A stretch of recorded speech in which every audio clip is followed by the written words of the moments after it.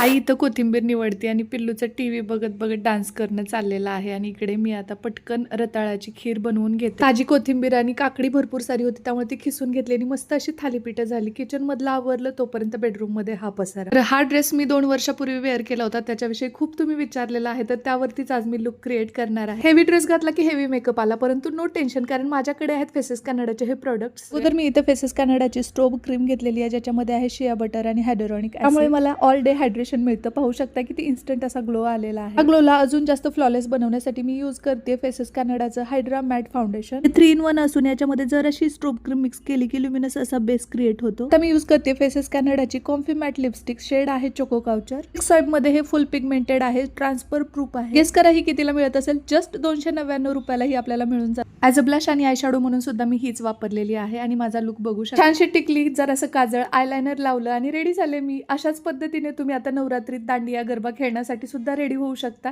थोडीशी oxide jewellery वगैरे याच्या सोबत जर तुम्ही पेअरअप केली तर खूप सुंदर लुक होतो। बरं, तुम्हाला कसा वाटलाय हा लुक मला नक्की सांगा। या ठिकाणीच तुम्ही गरबा दांडियासाठी बांधणी ड्रेस वगैरे सुद्धा वेअर करू शकता।